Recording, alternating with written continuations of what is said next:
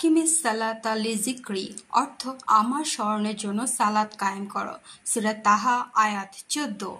একটি আয়াত, ছোট্ট একটি বাক্য, কিন্তু এর মধ্যে আছে এক অসীম আহ্বান, বান্দাকে তার প্রভুর কাছে ফিরে আসার ডাক।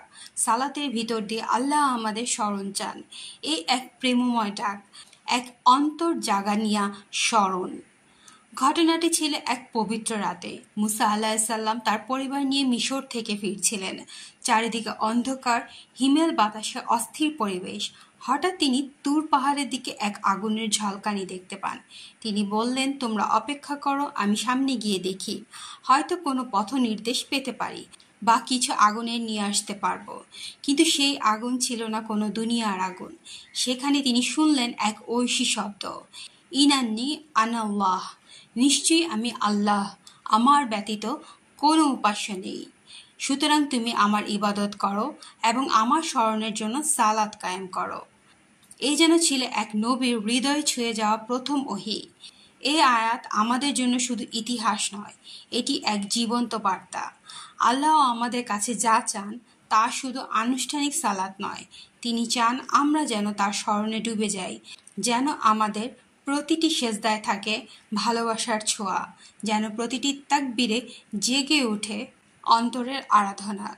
সালাত কেবল দেহের একটি কাজ নয়, এটি হৃদয়ের ভাষা। এটি এমন এক সময় যখন তুমি কথা বলো তোমার প্রভুর সাথে, যখন তুমি দাঁড়াও আল্লাহ শোনেন, তুমি সেজদায় গেলে আল্লাহ তোমার সবচেয়ে কাছাকাছি হয়ে যান, তুমি যখন কান্না করো তিনি তা বুঝেন, তুমি যখন কিছু চাও তিনি তা মনে রাখেন। এই জন্যই তিনি বলেন, আমার স্মরণের জন্য সালাত কায়েম করো। কারণ সালাত বান্দাকে বান্দার আসল পরিচয়ে ফিরিয়ে নিয়ে যায়। এক আত্মবিশ্বাসী, আত্মনিবেদিত মুমিন, যার হৃদয় আল্লাহর স্মরণে পরিপূর্ণ। দেখো তো কেমন করে আমরা দুনিয়ার চিন্তায় ডুবে থাকি।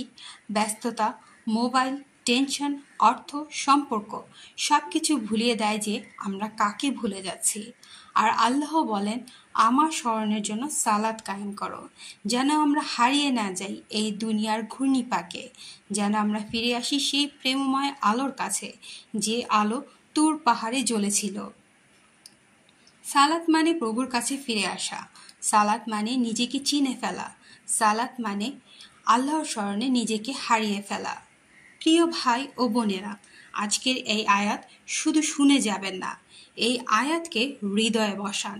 প্রতিটি সালাতে, প্রতিটি সেজদায় আপনি যখন দাঁড়াবেন, ভাবুন আল্লাহ আপনাকে বলছেন, আমার স্মরণের জন্য সালাত কায়েম করো।